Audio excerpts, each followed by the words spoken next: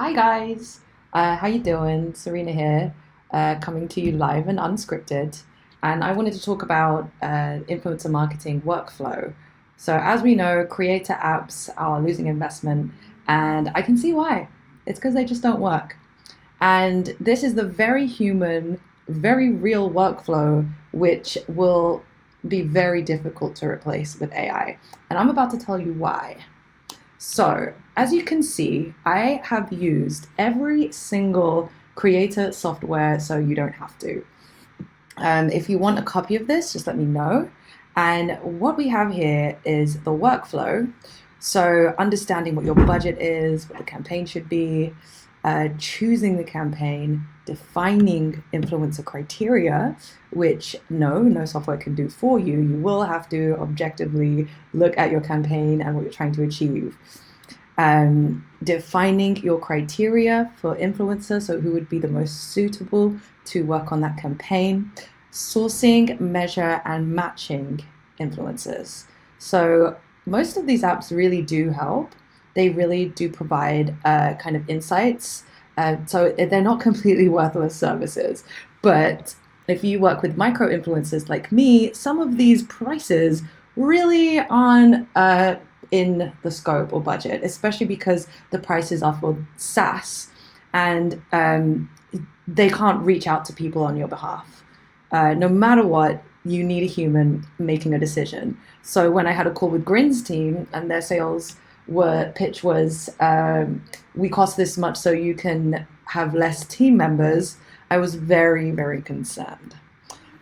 So when it comes to choosing who you should pick for your campaign, the reason why you will always, no matter what kind of database you use, no matter what kind of filter that you have, you will always need to look on that influencer's profile, their organic native profile, no matter what, because of these three reasons.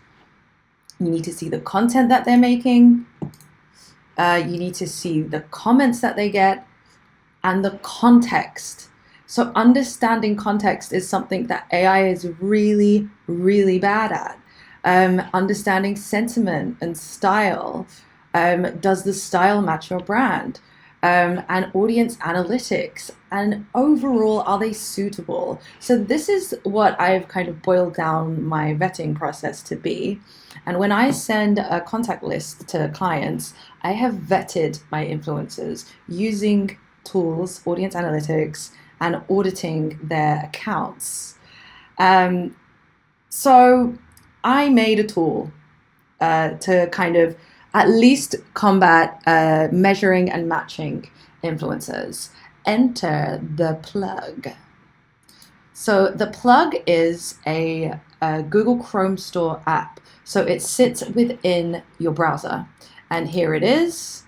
And it uses real-time data, because most of those competition that I just showed you is a scraped database from years/months ago.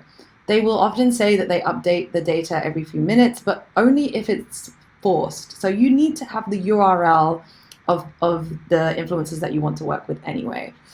So my plugin is cheap, and it tells you exactly how much you could be willing to make from this partnership.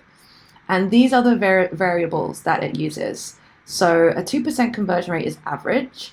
I would use what your conversion is on your current ads. Sometimes it's more, sometimes it's less.